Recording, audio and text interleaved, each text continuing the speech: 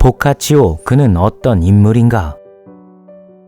아이들에게 자유를 소개할 때 으뜸이 되는 책 갈매기의 꿈의 한 소절을 소개합니다. 한 마리의 갈매기를 스스로 자유롭다고 인식하도록 만드는 것과 조금만 시간을 들여 연습하면 그 자유로움을 누구에게나 입증할 수 있다는 걸 믿게 하는 일이 지상에서 가장 어려운 일이라니, 그런 일이 왜 그토록 어려울까? 자유에 대한 범인들의 무능을 돋봐보려는 의도로 르네상스인 보카치오의 실질적 패기를 이야기합니다. 모두가 자발적으로 자유를 입증하려는 시도에 참여하길 권하기 때문이지요.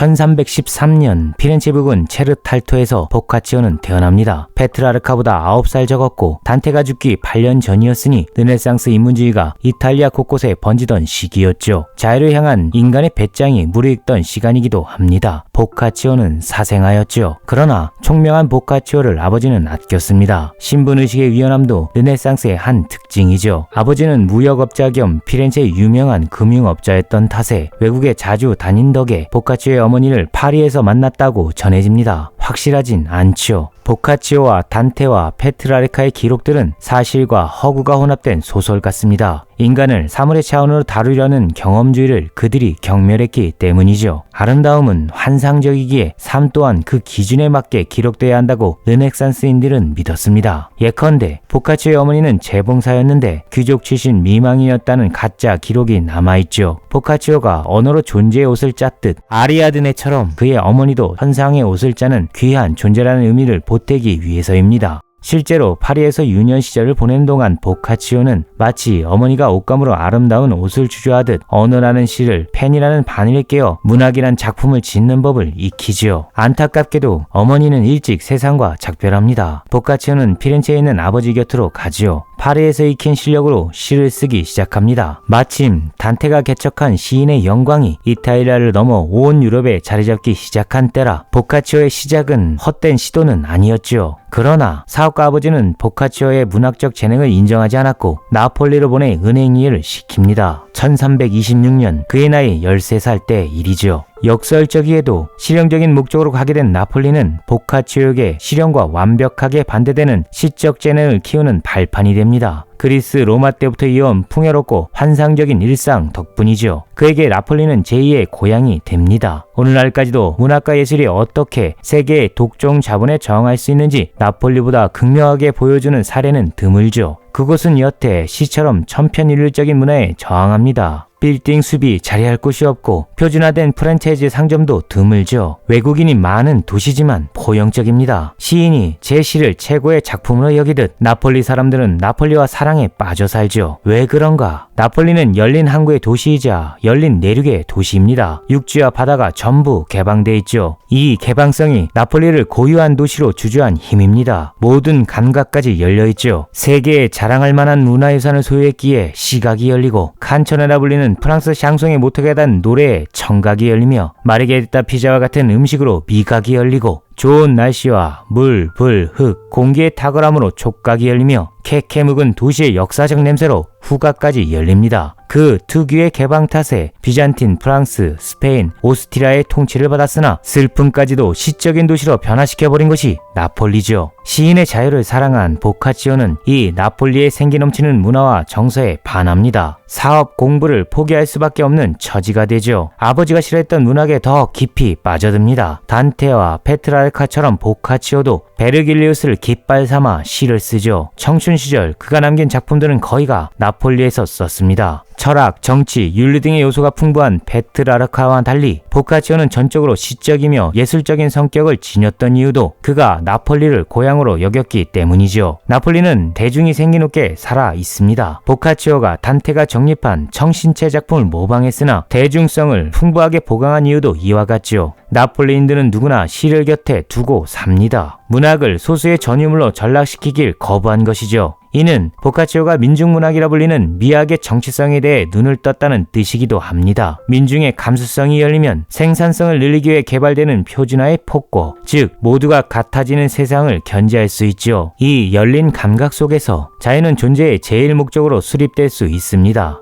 보카치오가 세련된 라틴어가 아닌 투박한 이탈리아로 글을 쓴 이유도 여기에 있죠. 페트라르카와 달랐습니다. 세계 최고의 미적 감각을 지닌 나폴리 시민들의 기질에 감동했기 때문이죠. 여태 그들은 돈이 없어도 비굴하지 않고 높은 지위가 아니라도 천박하지 않습니다. 게다가 나폴리에서 보카치오는 단테와 페트라르카처럼 뮤즈를 발견하죠. 고전문학에 해박했던 단지오 왕가로부터 총애를 받는데 왕가의 공주였던 마리아와 우연히 만나 사랑에 빠집니다. 안타깝게도 이 사랑 또한 단테와 페트라르카처럼 마리아의 이른 죽음 탓에 이루어질 수 없는 꿈이 되었죠. 베아트리체를 떠나보낸 단테처럼 라우라를 상실한 페트라르카처럼 보카치오도 마리아를 잃은 슬픔을 시와 소설로 숭하합니다. 그들에게 사랑은 현세적 목표인 결혼이나 연애를 초월해 존재했죠. 최고의 사랑은 최후의 시간까지 영속해야 하니까요. 1340년 나폴리와 사랑에 빠진 청년 보카치오에게 뜻밖의 고난이 찾아옵니다. 바르디 가문의 은행이 도산하는데 그 은행과 깊은 관계를 맺고 있던 보카치오의 아버지까지 파산하게 된 것이죠. 가문을 살리기 위해 보카치오는 피렌체로 복귀할 수밖에 없었습니다. 제2의 고향을 떠나야 하는 그의 심경은 참담했죠. 보카치오는 새로운 환경에 적응하지 못하고 나폴리에 대한 향수에 사로잡혀 방황합니다. 라벤나, 포롤리 등 이탈리아 꼬미애들을 전전하다가 겨우 다시 나폴리로 가게 됩니다만 1348년 대규모 흑사병이 돌고 1349년 아버지까지 흑사병으로 죽자 어쩔 수 없이 다시 피렌체로 돌아오죠. 다행히 나폴리에서 쓴 그의 작품들이 알려지면서 명성이 생겨 생활은 궁핍하지 않았습니다. 이탈리아로 쓴 그의 유려한 작품들이 전염병의 공포로부터 사람들을 유래해 주었기 때문이죠. 보카치오는 흑사병을 작품으로 남기기로 결심합니다.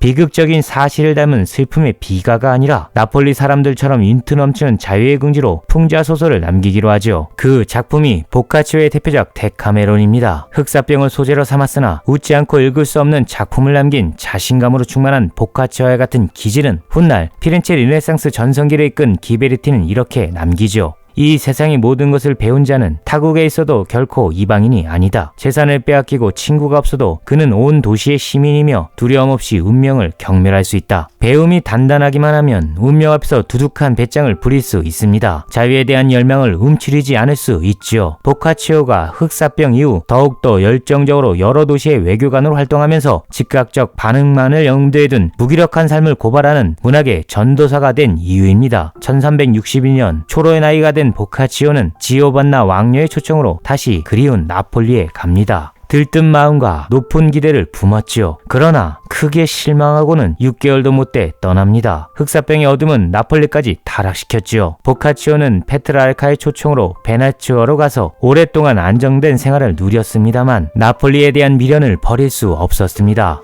1370년 57세의 나이에 또 한 번 나폴리로 향하죠. 제 문학을 이 낭만적 도시에 부활시키고픈 열망이었습니다. 기대는 또 절망으로 바뀌고 고향인 체르탈토로 귀환합니다. 이 즈음 피렌체 초청으로 단테의 신곡을 강의하며 식어가는 르네상스 인문주의 정신을 씁쓸히 노래하며 삽니다. 그에게 불꽃 같은 문학은 그리운 향수가 되었지요. 1374년 문학적 동료이자 벗이었던 페트라르카가 죽자 보카치오는 크게 낙담하여 모든 일을 그만두고는 은거해 겨우겨우 하루하루 버티다 1375년 12월 21일 향년 62세의 나이로 세상과 이별합니다. 그는 일관되게 살았습니다. 모두가 나폴리의 시민들처럼 오감을 열어 자유를 찬양하기를 바랐죠. 백석의 시를 예시하며 보카치오가 민중들의 언어를 고집한 이유에 대해 덧대 봅니다. 삼방, 갈부덤 같은 약수터의 산거리엔 나무그릇과 다래나무 지팡이가 많다. 산 너머 시벌이서 나무 댕치 차고 쌀이신 신고 산비에 촉촉히 젖어서 약물을 받으러 오는 두매 아이들도 있다. 아랫마을에서는 애기무당이 작두를 타며 구슬하는 때가 많다. 백석이 묘사한 고장 삼방엔 일하지 않은 무산계급이 삽니다. 나무꾼이 지팽이를 놓고 쉬고 있고 아이들은 약물을 받는다는 핑계로 뛰어놀며 애기무당은 작두를 타며 구세춤을 추고 있죠. 이들은 노동하는 존재가 아니지만 삶이 꼭 필요한 풍요의 단서를 제공하는 무산 계급입니다. 일하는 삶을 초과하는 잉여의 권리를 그 시적 상상력을 옹호하는 자들이죠. 백석의 주치애들은 삼방이나 변방에 모여 그들 스스로의 기질로 자유를 긍정합니다. 라틴어와 같은 높은 수준의 언어를 배운 바 없으나 문학과 예술이 어떻게 삶에 작동돼야 하는지 아는 인간들이죠. 요컨대 자유를 입증하는 무명의 사람들입니다. 나폴리인들은 변방의 한반도에서도 살고 있었죠. 문학과 예술이 추구하는 자유가 가진 자들의 몫이 아니라 시골에 사는 노인도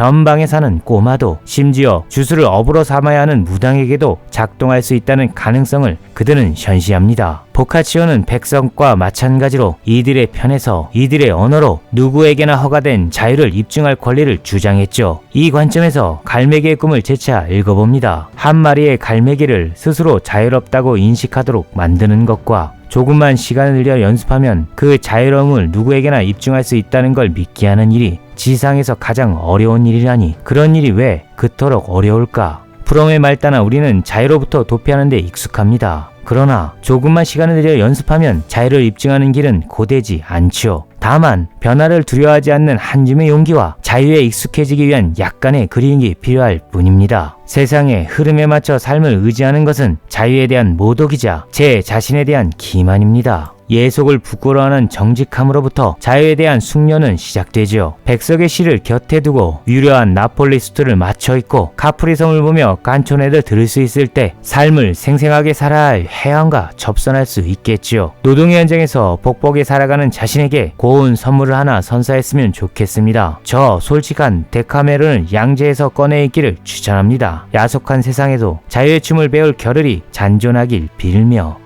안녕. Paper Renaissance